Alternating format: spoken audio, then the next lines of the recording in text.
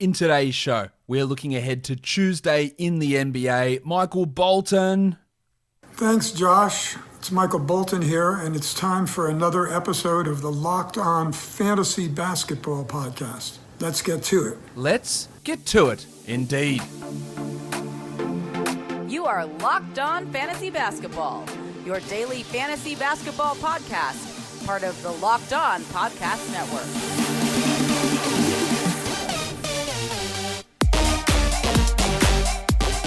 Hello and welcome to the Locked On Fantasy Basketball Podcast, brought to you by Basketball Monster. My name is Josh Lloyd and I am the lead fantasy analyst at basketballmonster.com and at Yahoo Sports Australia. And you can find me on Twitter as always at redrock_bball and on Instagram at Locked On Fantasy Basketball. Let's look ahead now to these games, as I said, on Tuesday. First one of those, Bulls Pacers. Let's watch Lauri Markkanen because he's coming off the bench. He's doing pretty much nothing. I've dropped him already. I would have dropped him a couple of games ago. But let's see, maybe something changes in this one. I highly doubt that, but let's see if he is able to do anything different in this one. While Patrick Williams, who's continuing to get the minutes, actually, back to Markkanen. Daniel Tice is out in this game, so maybe that does help Markkanen a little bit, get some extra minutes as a backup center. I still don't think it's enough to have him as a 12-teamer. Pat Williams continues to get good minutes, but production is waning. Or it's just not high enough, and I just don't see the value, but I'd like to see him continue to improve.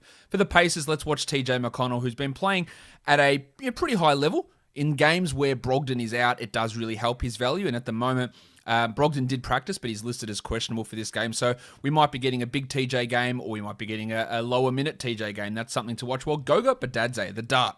Problem with my Go-Go-Mobile. Go-Go-Mobile? No, not the dart. Not the dart. But Dadze has been playing pretty well, I think, only getting these minimal minutes. But if Sabonis is out again, you keep an eye on him for maybe just putting in a little bit more extra work. But that's more of a dynasty watch for Goga.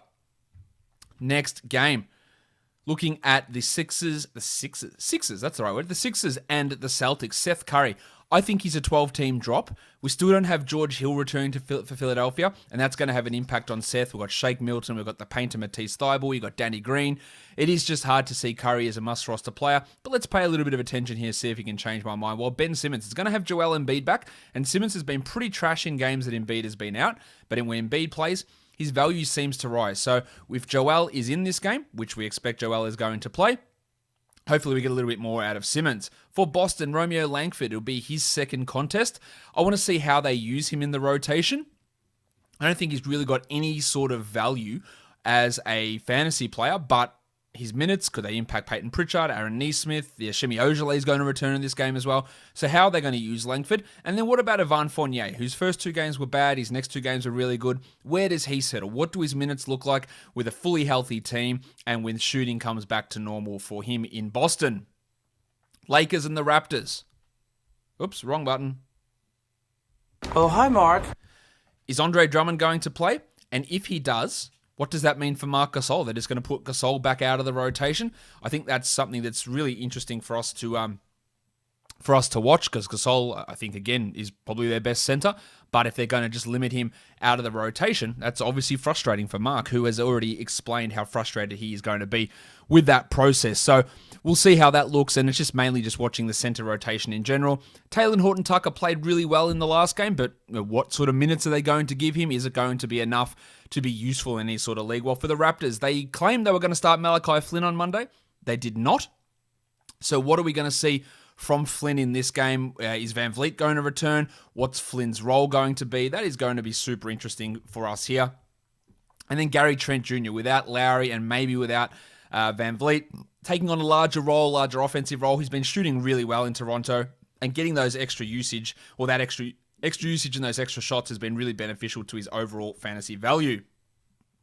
Guys, this episode is brought to you by Locker Room. It's the first social audio platform made exclusively for sports fans. It's free to download, and once you're in, you can talk with me, other fans, athletes, and insiders in real time about your favorite team or sport.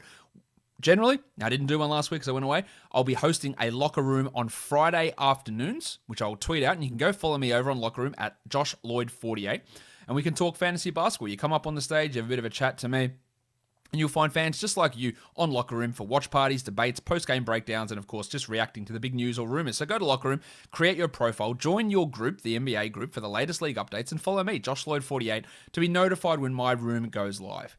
I can't wait to hear your thoughts on fantasy basketball, so I'll see you there. Locker Room, changing the way that we talk sports.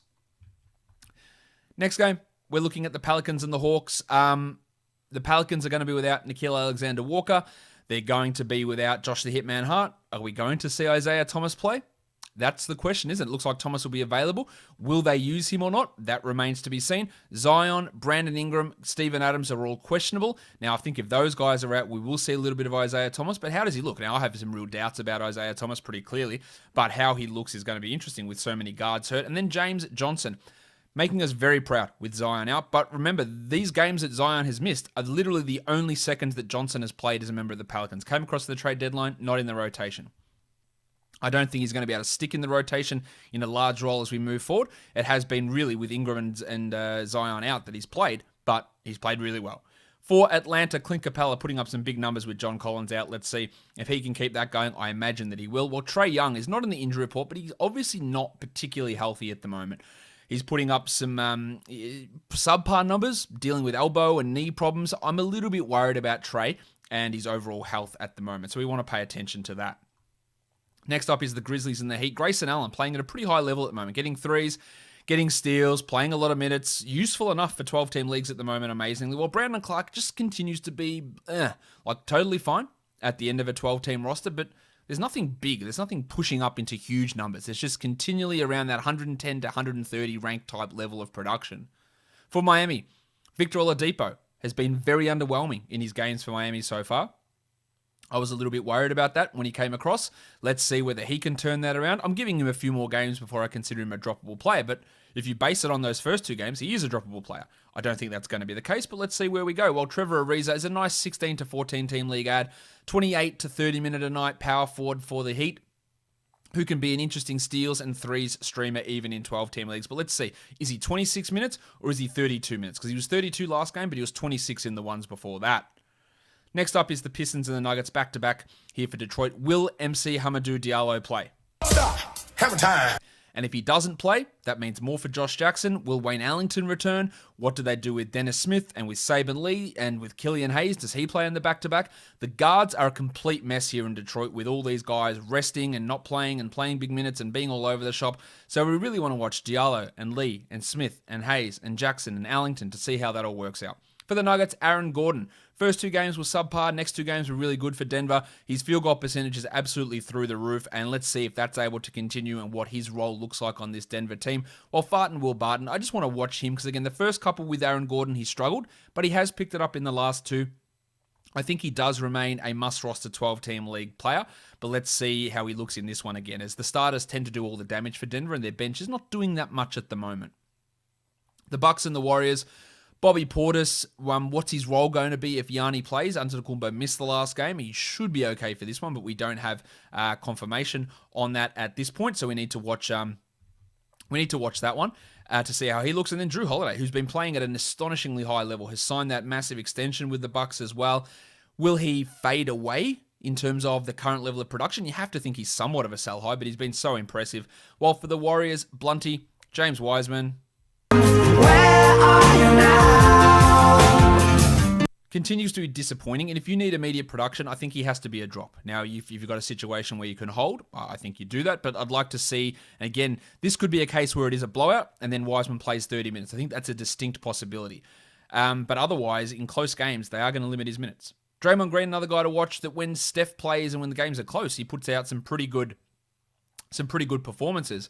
But it has been frustrating with him for big chunks of this season, and I just want to see where he goes in terms of his offensive production, more importantly than anything else. Guys, when you're looking for parts for your car, why would you go to your local chain store? That's a waste of time. It's a waste of money. One reason to repair and maintain your own cars is so that you save money. So why go to those stores so they can charge you more? RockAuto.com is a family business serving auto parts customers online for 20 years. Go to RockAuto.com to shop for auto and body parts from hundreds of manufacturers. They have everything from engine control modules and brake parts to tail lamps, motor oil, and even new carpet. Whether it's your classic or daily driver, get everything you need in a few easy clicks delivered directly to your door. And best of all, the prices at rockauto.com are always reliably low, and they're the same for professionals or do-it-yourselfers. Why would you spend up to twice as much for the same parts? So, go to rockauto.com right now. See all the parts available for your car or truck and write Locked On in their How Did You Hear About Us box so that they know that we sent you. Amazing selection, reliably low prices, all the parts your car will ever need. rockauto.com. Next game we've got is the Blazers and the Clippers. Jusuf Nurkic is out, guys. That is horrible. Now, he dealt with the return to the season where he was out of shape. Then he broke his wrist. Then he strained his calf. And now he's got right knee inflammation. I like Jusuf Nurkic. I was completely wrong to pick him at the end of the second, start of the third round. I just thought that he'd be in shape and play 30 minutes a night as their second best player. And I was wrong, clearly, on that. As one of the biggest Jusuf Nurkic fans out there, I think that given the restrictions, given the knee flare-up, I think you've got to consider dropping him if you're in desperate need of production now. And that makes Enes Kanter have value.